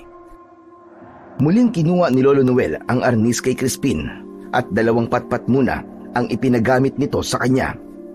Sa unang mga hakbang pa lang ng pagsasanay ay ramdam na kagad ni Crispin ang hirap Hindi niya makuha ang tamang galaw ng paa at tamang posisyon ng kanyang mga braso. Laging mali ang pagkakaposisyon ng katawan niya at sa tuwing sasablay siya ay hindi nagdadalawang isip si Lolo Noel na itama siya. Tumingin ka sa kalaban at hindi sa lupa. Kapag nagpatuloy ka ng ganyan, ay hindi ka mananalo sa laban. Napakagat ng labi si Crispin. Pilit niyang inaayos ang katawan at sinunod ang tamang galaw na itinuro ni Lolo Noel. Sa una ay nakakasabay siya, ngunit habang tumatagal ay nakakalimutan na niya ang dapat niyang gawin. Nagpatuloy ang pagsasanay at hindi maitatanggi ni Crispin na labis siyang nahihirapan. Makalipas ang ilang oras ay pagod na siya. Halos hindi na niya maigalaw ang kanyang mga braso. Nanlalambot na rin ang kanyang mga binti. Ngunit kahit nanlalabo na ang paningin niya sa init, sa gutom at pagod, ay pinilit pa rin niyang itama ang galaw. Muli siyang sumugod at inatake ang kawayan na itinayo ni Lolo Noel bilang target. Tigil! Hindi ganyan ang sinabi ko! Ulit! Sa huli ay naupo na lang si Crispin sa lupa. Ang mga kamay niya ay nanginginig habang habol niya ang kanyang paghinga. Sandali lang po. Sandali lang po, Lolo. Magpahinga naman po tayo. Binalaan na kita na hindi magiging madali ang pagsasanay na ito. Kung ihina-hina ka, ay matatalo ka pa rin kahit nasa iyo ang arnis na yan. Sa ngayon, ay tapos na ang ating pagsasanay. Magpahinga ka na muna at bukas ng ganitong oras ay magsasanay tayong muli. Iniwanan ni Lolo Noel si Crispin. Hindi pa rin niya magawang makatayo dahil sa labis na pagod. Sa kabila ng mga sigaw at singhal ni Lolo Noel, alam ni Crispin na ginagawa lang yon ng matanda para mas tumapang at tumatag ang loob niya. Nang makabawi kahit papano ng lakas, ay saka tumayo si Crispin. Pumasok siya sa kubo at doon ay inabutan siya ng tubig na nasa baso ni Lolo Noel. Ininom niya kagad yun at mabilis niya yung naubos. Alam kong nahihirapan ka sa pagiging maigpit ko, Crispin. Ngunit kung hindi ko gagawin yon, ay hindi mo matututunan ng mas mabilis ang mga dapat mong matutunan. Naiintindihan ko po, Lolo Noel. Alam kong hindi kayo galit sa akin kapag nagkakamali ako. Mabuti naman kung ganun. Bukas ay ipapagamit ko na sa iyo ang arnis sa ating pagsasanay. Sa ngayon ay magpahinga ka na. Kailangan mabilis mong mabawi ang iyong lakas. Puno ng determinasyong tumango si Crispin. Sa kabila ng takot ay may kasiyahan siyang nararamdaman. Hindi niya kasi akalain na may taong kagaya ni Lolo Noel na kahit hindi naman niya kaano-ano ay bukas ang palad nitong tumutulong sa kanya. Sa paglipas ng mga araw ay unti-unting nasanay ang katawan ni Crispin sa hirap ng pagsasanay. Hindi na siya tulad ng una na kagad siyang sumusuko sa bawat pagkakamali. Hinayaan na rin siya ni Lolo Noel na gamitin niya ang arnis na yari sa kahoy ng mangkono. Sa paghawak niya sa arnis ay tila ba may dumaloy na kakaibang lakas sa kanyang mga palad. Isang init na nagbigay sa kanya ng tapang at lakas ng loob. Araw-araw na sinanay ni Lolo Noel si Crispin. Tinuruan siya ng matanda ng iba't ibang galaw, kung paano ang pag-ilag, pagsalag at sa mga kombinasyon ng atake. Sa tuwing natatapos ang kanilang araw ng pagsasanay, habang si Lolo Noel ay nagpapahinga o nagluluto ng pagkain, ay hindi pa rin humihinto si Crispin. Sa lilim ng mga punong kahoy ay mag-isa niyang inuulit ang mga galaw na itinuro sa kanya na para bang hindi siya nakakaramdam ng pagod. Isang gabi, sa bahay naman ni Felix, siniguro ni Belinda na mahimbing nang natutulog si Felix bago siya nagtungo sa dati niyang silid sa ibaba. Doon ay gumuhit siya ng malaking bilog sa sahig gamit ang itim na abo. Pinalibutan niya yon ng mga itim na kandila. Nang masindihan niya ang mga kandila, ay umupo siya sa gitna ng bilog at pumikit. Sa bisa ng aking kapangyarihang itim, ipakita mo sa akin ang aking hinaharap. Lumalim at bumagal ang paghinga ni Belinda. Habang nakapikit siya, ay nakita niya ang imahe ni Crispin. Ang kasunod niyang nakita ay ang walang buhay niyang katawan, habang si Crispin ay nakatayo sa gilid niya. Mabilis na ibinukas ni Belinda ang mga mata. Habol niya ang kanyang paghinga at mabilis ang tibok ng puso niya. Hindi! Hindi ito maaari! Hindi totoo ang nakita ko. Paano mapapatay pa rin ako ng Crispin na yon? Gayong patay na siya. Pinanlimigan ng gusto si Belinda ng isang bagay ang kanyang mapagtanto. Galit na galit siyang sumigaw na parabang mababaliw na siya. Walang hiya ka, Arman! Niloko mo ko! Hindi mo pala talaga pinatay si Crispin. Wala ka talagang silbi! Hayop ka! Mabilis na nag-isip ng paraan si Belinda. Pinakalma niya ang sarili at muli siyang pumikit. Ipakita sa akin kung nasaan ang batang nakatakdang tumapos sa aking buhay. Ipakita mo sa akin ang kinaroroonan niya. Unti-unti ay may nabuong imahe sa isip ni Belinda. Nakita niya ang isang maliit na kubo sa gitna ng kagubatan. Tila dinala ng kanyang kapangyarihan ng kaluluwa niya sa lugar na yon. Kaya naman, nalaman niya kung paano makapunta sa lugar na yon. Sa muling pagbukas ng mga mata ni Belinda, ay isang malademonyong ngiti ang sumilay sa kanyang labi. Tumayo siya sa gitna ng bilog at malakas na humalakhak. Sisiguraduhin ko na sa pagkakataong ito ay hindi ka na mabubuhay pa, Crispin. Ako na ang gagawa ng dapat ay ginawa ng inutil na si Arman. Kailangan mapatay kita bago mo pa ako mapatay. Isa-isa nang pinatay ni Belinda ang apoy sa mga itim na kandila. Nilinis niya ang abo sa sahig at ibinalik niya ang mga gamit niya sa malaking kahon. Matapos yun, ay bumalik na siya sa kwarto nila ni Felix na nasa ikalawang palapag. Tumabi siya ng higa kay Felix na nahihimbing pa rin ng pagtulog. Hanggang sa sandaling yun, ay nasa ilalim pa rin ng kapangyarihan ni Belinda, si Felix. Isang umaga, matapos mag-almusal ni na Crispin, ay napansin niya na nagbihis si Lolo Noel. Kinuha nito ang sombrero na nakasabit sa likod ng pinto at isinuot nito yon. Lolo Noel, aalis po yata kayo ah. Saan po ang punta nyo? Sa bayan. Bibili lang ako ng mga kailangan natin. May gusto ka bang ipabili? Wala naman po. Eh di, hindi po tayo magsasanay ngayon. Pwede namang pagbalik ko. Hindi naman ako magtatagal doon. Kaya ikaw na muna ang bahala rito, ha? Pwede po ba akong sumama na lang sa inyo, Lolo? Huwag na. Dito ka na lang. Baka magkataon pa na naroon din si Belinda at makita ka niya.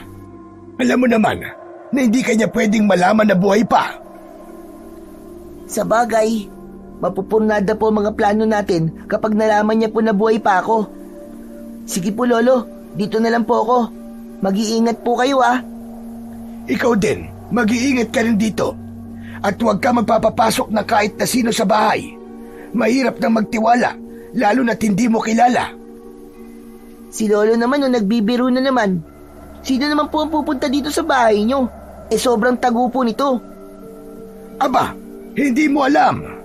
Basta mag-iingat ka. O siya, sige, aalis na ako para makabalik din kagad ako. Inihatid ng tanaw ni Crispin si Lolo Noel nang lumabas na ito ng kubo. Nang mawala na ito sa paningin niya, ay inumpisahan na niya ang mga kailangan niyang gawin. Nagligpit siya ng pinagkainan nila at hinugasan na niya ang mga yon. Sunod na ginawa niya ay kinuha niya ang arnis at nagtungo siya sa likod ng bahay para magsanay. Maaari naman na magpahinga na lamang si Crispin ng mga sandaling yon, pero dahil seryoso siya na maging mahusay sa paggamit ng arnis, ay nagsasanay pa rin siya kahit wala si Lolo Noel. Wala pang kalahating oras simula na mag-umpisa siyang magsanay, ay may narinig siyang boses ng isang matandang babae sa harapan ng bahay. Kinabahan siya dahil hindi niya inasahan na may ibang tao na magagawi doon. Tao po! Tao po! May tao ba rito? Maraang nagtungo si Crispin sa harapan ng bahay. Nakita niya roon ang isang matandang babae na nakasuot ng itim na blusa at palda. Bahagya itong nakayuko dahil sa kuba ito. May dala itong basket na ang laman ay natatakpan ng puting tela. Pagkakita sa kanya ng matanda ay agad itong ngumiti. Lumitaw ang kulang-kulang at bulok nitong mga ngipin. Ay, Tutoy! Mabuti naman at may tao pala rito. Ikaw lang ba ang mag-isa dito? Opo. Pumunta po kasi sa bahay ng lolo ko. Bakit po? May kailangan po ba kayo? Makikiinom lang sana ako ng tubig. Kanina pa kasi ako naglalakad dito sa kagubatan para makapunta sa kabilang baryo. Nakalimutan ko magbaon ng tubig, Utoy. Tuyong-tuyo na ang aking lalamunan. Ay sige po. Ikukuha ko lang po kayo ng tubig sa loob. Sandali lang po. Bago pumasok sa loob ng kubo, ay mabilis na pinagmasdan ni Crispin ang matandang babae. Wala siyang naramdaman na kakaiba rito. Ang totoo nga, ay naawa pa siya rito dahil mukhang mahina na ito, tapos kailangan pa nitong maglakad ng mag-isa sa loob ng gubat. Mabilis na kumuha ng baso si Crispin. Mula sa tapayan ay nilagyan niya yon ng tubig. Binalikan niya ang matanda at inabot dito ang baso. Agad yung kinuha ng matanda at nanginginig ang mga kamay na ininom nito ang tubig. Bumakas ang ginhawa sa mukha ng matanda nang maubos nito ang tubig sa baso. Ibinalik nito kay Crispin ang baso. Maraming salamat, Utoy. Napakabait mo. Kanina kasi, bago ko pumasok dito sa gubat, ay makikiinom sana ako sa bahay na naroon. Pero hindi nila ako pinainom dahil sa aking itsura. Hayaan niyo na po sila, Lola. Ang importante po ay nakainom na po kayo. Ang kabutihan mo ay dapat lang na ginagantimpalaan. Sandali. Huwag niyo pong sabihin na isa po kayong engkantada. Tapos bibigyan niyo po ako ng 3 kailingan. Marahil ay mahilig ka magbasa ng mga kwentong pantasya. Sana nga ay isa kong engkantada para mabiyayaan kita ng ganong gantimpala. Ngunit gaya mo ay isa lamang akong normal na tao. At ang maibibigay ko lamang sa'yo ay isa sa mga dala kong tinapay. Inalis ng matandang babae ang puting tela na nakatakip sa dala nitong basket. Nalaman ni Crispin na mga tinapay pala ang laman ng basket at mukhang bagong gawa pa ang mga yon dahil naaamoy niya ang mabangong aroma ng mga tinapay. Bagong gawa mga tinapay dito. Kumuha ka ng isa bilang kapalit ng tubig na ibinigay mo sa akin. Naku, hindi na po kailangan. Busog pa naman po ako eh. Sige na. Kumuha ka na kahit isa lang. Ako ang gumawa ng mga ito. Ibibenta ko mga ito sa kabilang baryo. Sige na, Utoy. Kumuha ka na. Huwag na po talaga, Lola. Negosyo niyo po yan eh. Tsaka hindi naman po ako humingi ng kahit na anong kapalit sa maliit na tulong na ginawa ko po sa inyo. Kumuha ang matandang babae ng isang tinapay na medyo malaki at inabot nito yon kay Crispin. Sige na. Tanggapin mo na ito. Malulungkot ako kung tatanggi ka. Sige na nga po. May pagdadalawang isip na kinuha ni Crispin ang tinapay at nagpasalamat siya sa matandang babae. Mamaya po ay maghahati po kami rito ng lolo ko. Tikman mo muna at sabihin mo kung masarap. Gusto ko marinig mula sa'yo kung ayos ba ang lasa ng aking tinapay. Matamis na ngumiti ang matanda at nahiya si Crispin na hindi nito pagbigyan ang sinabi nito, lalo na't ito ang gumawa ng tinapay na yon. Kumagat ng malaki si Crispin sa tinapay at nginuya yun. Kumusta? Anong lasa, Utoy? Masarap ba? O may dapat pa akong baguhin sa lasa? Masarap naman po. Tamang-tama po ang lasa. Para po sa akin, wala na po kayong dapat na baguhin sa lasa ng tinapay nyo. Bukod sa masarap na lasa, wala ka bang ibang nararamdaman? Ha? Ano pong ibig nyo sabihin? Hindi ba parang sumisikip ang lalamunan mo at nahihirapan kang huminga? Isang malademonyong ngiti ang sumilay sa labi ng matandang babae. Sa isang kisap mata ay nagbago ang mukha ng babae at labi siyang nagimbal nang maging si Belinda, ang matandang babae. Biglang naramdaman ni Crispin ang pagsikip ng kanyang lalamunan na sinundan ng hirap niya sa paghinga. Napaluhod siya habang si Belinda naman ay malakas na tumatawa. Akala mo ba ay matatakasan mo ko, Crispin? Akala niyo ba ni Arman ay malilinlang niyo akong dalawa? Ngayon, ako na ang tatapos sa trabaho na dapat ay noon pag ginawa ni Arman. Mamamatay ka na at hindi na matutupad ang aking pangitain. Muling tumawa ng malakas si Belinda. Tumalikod na ito at naglakad palayo. Habang si Crispin ay patuloy na nahihirapan sa paghinga, tuluyan na siyang dumapa sa lupa. Namanhid na ang buo niyang katawan at hindi na siya makagalaw. Hanggang sa tuluyan na siyang nawalan ng ulirat at pakiramdam niya ay katapusan niya na ng sandaling yun. Nang makalabas ng kagubatan si Lolo Noel ay may kung anong kaba siyang naramdaman. Napahinto siya sa paglalakad at ang unang pumasok sa isip niya ay si Crispin. Wala siyang nararamdamang ganun bago siya umalis, kaya nagtataka siya kung bakit bigla na lamang siyang kinabahan. Sandali nga, at babalik na muna ako sa aking kubo para masiguro ko kung ayos lang talaga ang batang yon. Ipinagpaliban na muna ng matanda ang pag-alis. Pumasok siya ulit sa gubat at malalaki ang hakbang na naglakad pabalik sa kanyang kubo.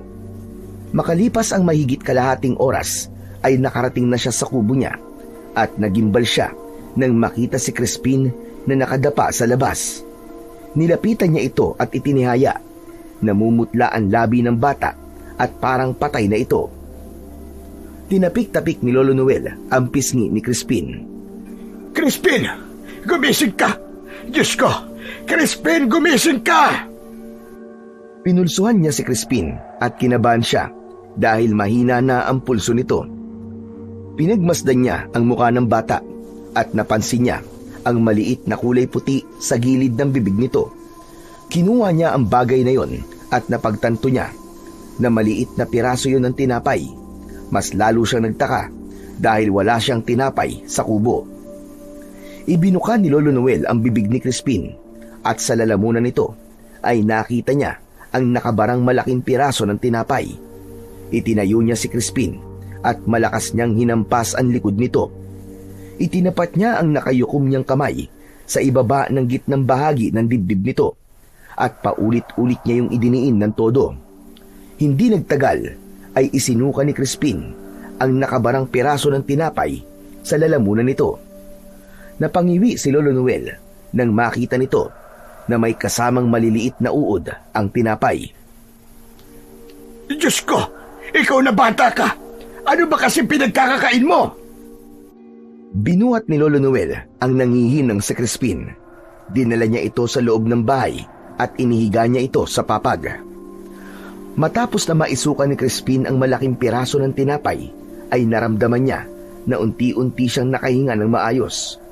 Nang maihiga siya ni Lolo Noel sa papag, ay pilit niyang tumayo, pero pinigilan siya ng matanda. Mahiga ka na muna.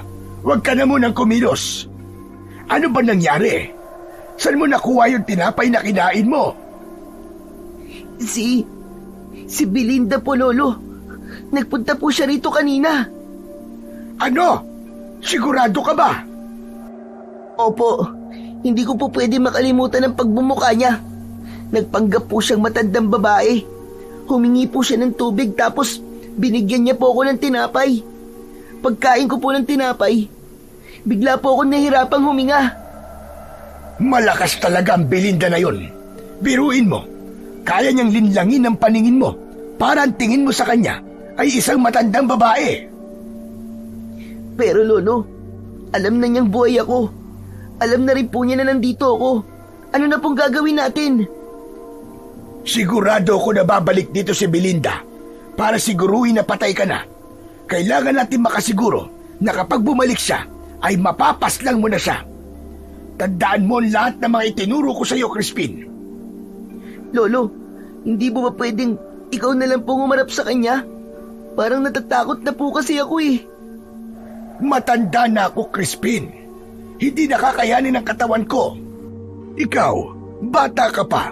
Isa pa, hindi ba't nasabi mo nun na kaya ka gustong patayin ni Belinda ay dahil meron itong pangitain na nakita na ikaw ang papatay sa kanya? Ibig sabihin, kahit anong gawin ni Belinda ay hindi niya mapipigilan ang pangitain na yon. 2 beses ka na niyang sinubukang patayin pero hindi siya nagtagumpay. Kaya ikaw, Crispin, ikaw ang dapat na umarap sa kanya at huwag mong kakalimutan kung bakit kailangan mo siyang patayin. Tama po kayo, Lolo. Si Papa po, kailangan ko po siya mailigtas mula kay Belinda. Hindi kami magkakasama hanggang buhay si Belinda. Ganyan nga. Lakasan mo ang loob mo. Gawin mong inspirasyon ang iyong tatay. At huwag ka mag-alala dahil hindi kita hahayaan na harapin si Belinda na nag-iisa. Nandito ako. Tutulungan kita. Maraming salamat po, Lolo Noel. Hindi ko po alam ang gagawin ko kung hindi ko po kayo nakilala. Pero ano pong gagawin natin kapag nagbalik po dito si Belinda? May naisip akong paraan. Ang kailangan ko lang ay magtiwala ka sa akin, Crispin. Malaki po ang tiwala ko sa inyo, Lolo Noel. Matiim na nagkatinginan sina Crispin at Lolo Noel. Nang ipaliwanag ni Lolo Noel ang plano nito ay kinabahan si Crispin dahil hindi niya alam kung gagana ba yun para matalo nila ang mangkukulam na aswang na si Belinda. Ngunit alam niya na hindi siya ipapahamak ni Lolo Noel kaya buong puso siyang sumang-ayon sa plano ng matanda.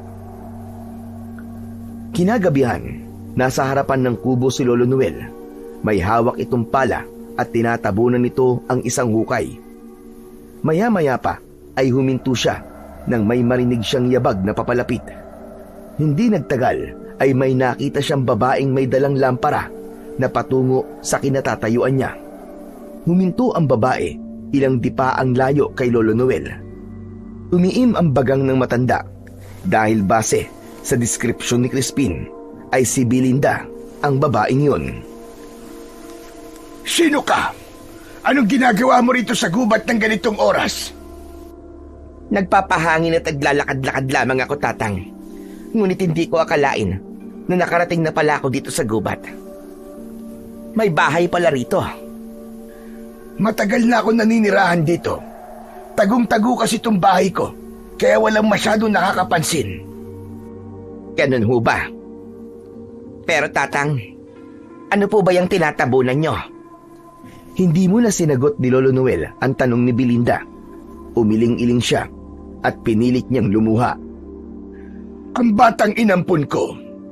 Namatay siya kaninang umaga. Umalis lang ako sandali. Tapos sa kalaim ang pagbalik ko, ay wala na. Patay na siya. Nakakaawa batang ito. Sandali ko lang siyang nakasama. Pero napalapit na ang loob ko sa kanya. Kasi napakabait niyang bata. Ikinalulungkot ko po ang kanyang pagpanaw. Maaari ko po ba siyang silipin? Sige lang, walang problema. Salamat at nagawi ka rito. Dahil kahit papano, hindi ko nararamdaman na mag-isa ko siyang ipinagluluksa. Maraang naglakad si Belinda papunta sa gilid ng hukay. Sumilip ito doon at hindi nakaligtas kay Lolo Noel ang pagsilay ng ngiti sa labi ni Belinda. Ngunit hindi na siya nagsayang ng pagkakataon. Malakas niyang itinulak si Belinda sa hukay. Nang mahulog ito roon, ay malakas niyang tinawag ang pangalan ni Crispin. Nang marinig naman ni Crispin ang malakas na pagtawag ni Lolo Noel, ay alam niyang yun na ang hudyat. Mabilis siyang lumabas sa pinagtataguan niya sa likod ng bahay at tumakbo siya papunta sa unahan habang dala ang arnis. Dumiretso siya sa gilid ng hukay at nakita niya na paakyat na ang galit na si Belinda mula sa hukay. Nanlaki ang mga mata ni Belinda pagkakita nito sa batang si Crispin. Ano? Buhay ka pa rin, bata ka!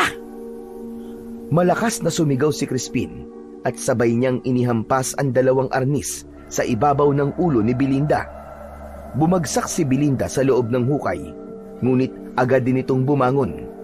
Mabilis itong umakyat sa hukay at humarap ito kina Crispin at Lolo Noel. Niloko niyo ko, pero hindi bale.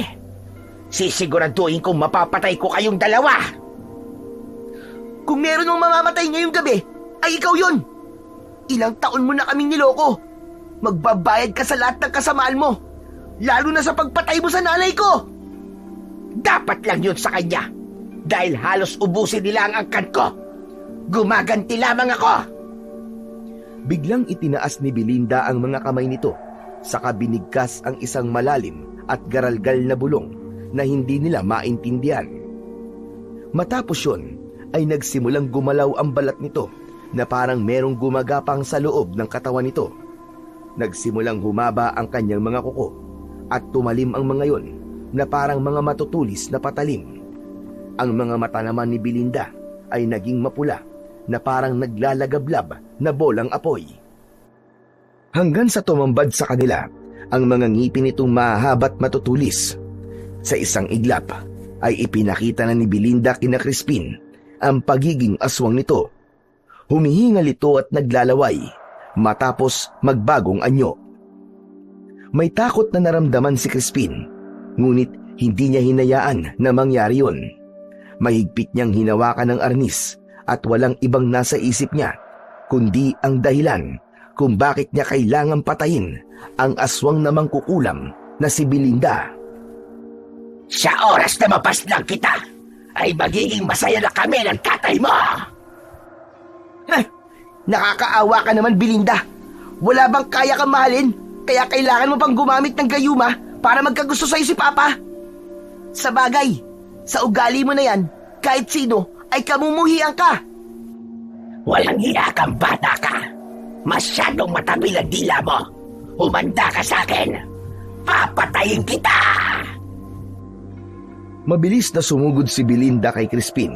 Matagumpay niyang naiwasan ang pagwasiwas ng matutulis na kuko ng aswang. Sa pag-ilag niya ay bumuelo siya at gamit ang arnis na gawa sa puno ng mangkono ay malakas niyang hinampas sa balikat si Belinda. Malakas na sumigaw si Belinda dahil sa sakit, ngunit hindi pa rin ito sumuko.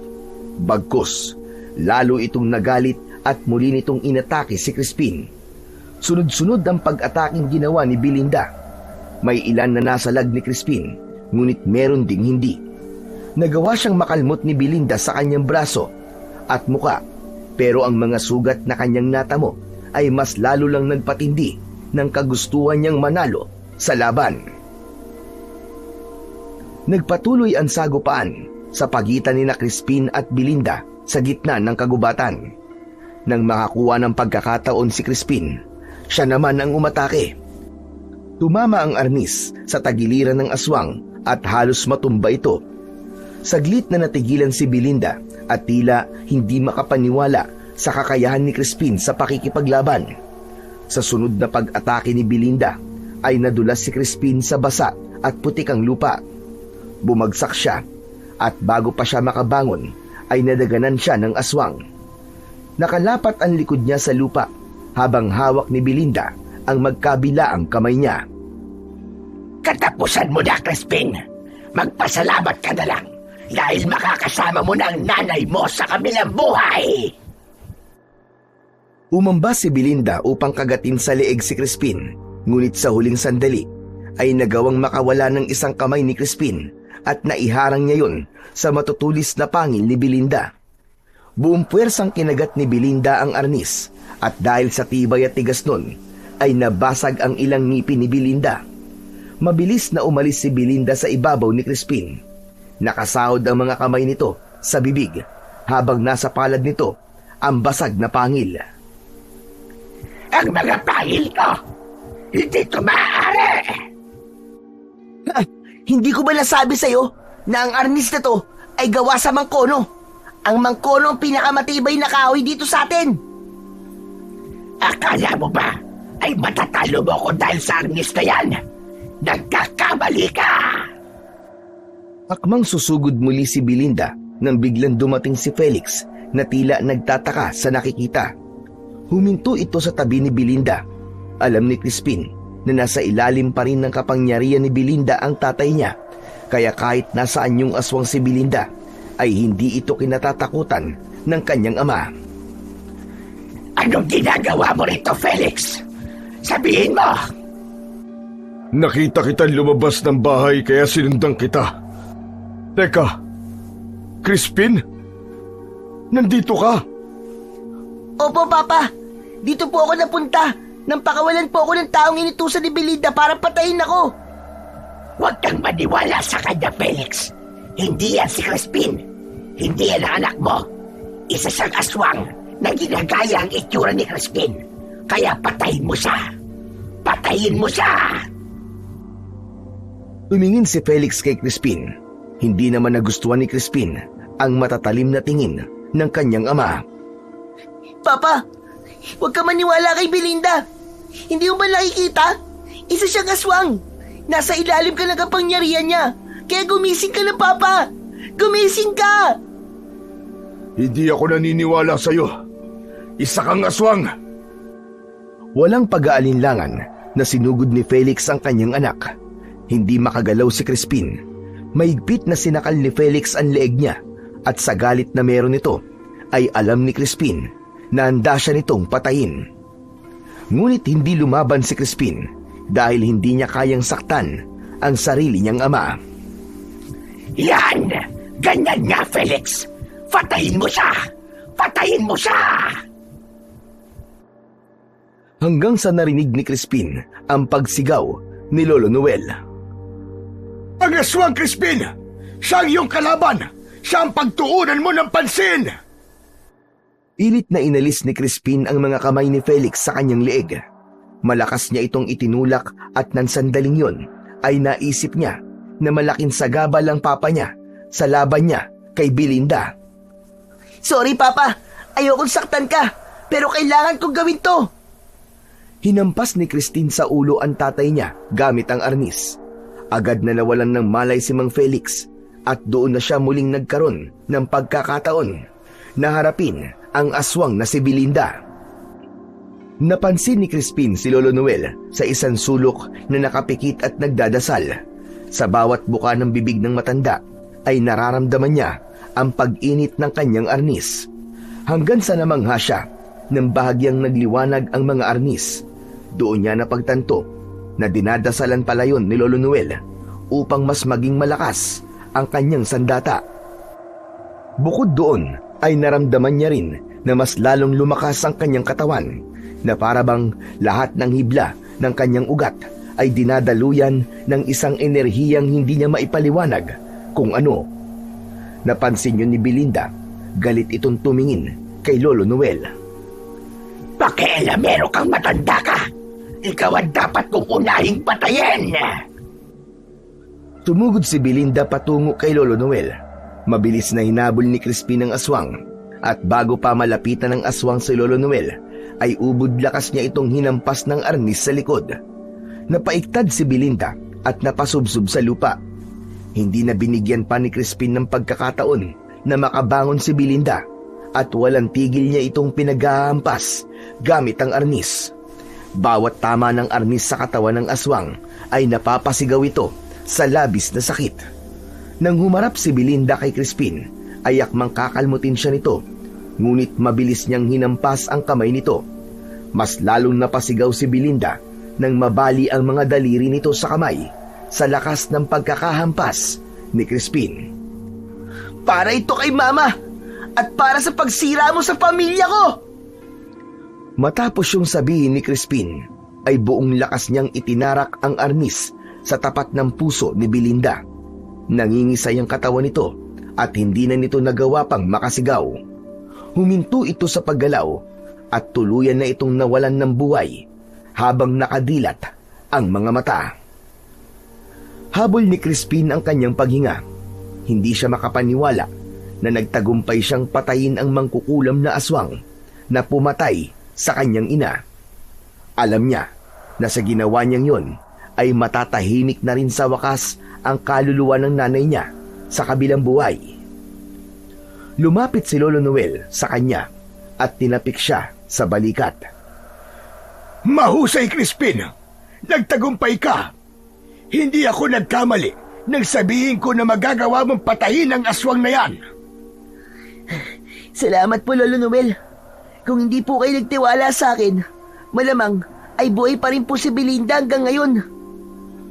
Mula sa gilid ng mga mata ni Crispin ay nakita niya ang paggalaw ng kanyang ama.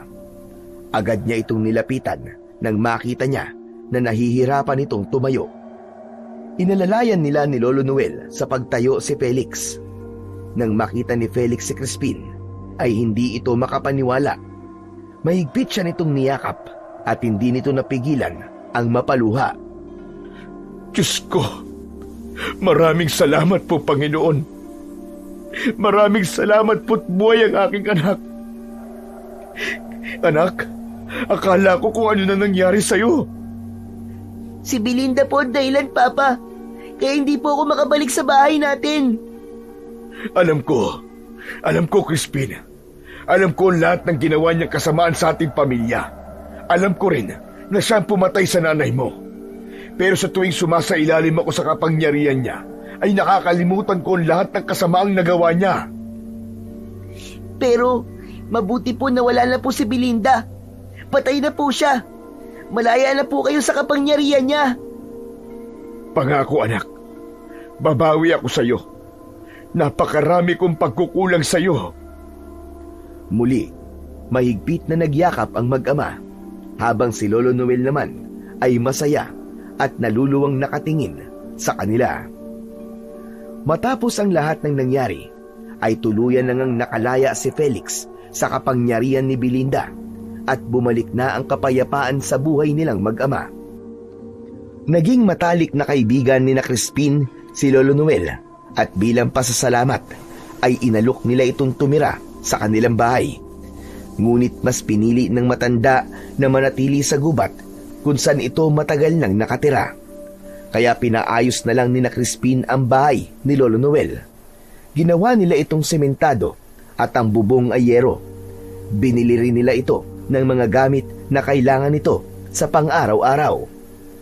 Hindi kailanman nakalimot si Crispin sa mga aral na iniwan ng mga pagsubok sa kanyang pinagdaanan, na hindi lahat ng mabait sa paningin ay tunay na mabuti at ang tiwala ay isang bagay na kailangang bigyang halaga at ingatan. Tuluyan na ring ipinamana ni Lolo Noel ang mahiwagang arnis kay Crispin. Buong puso yung tinanggap ni Crispin bilang isang tagapagtanggol, hindi lamang ng sarili, kundi lahat ng taong nangangailangan ng kanyang tulong.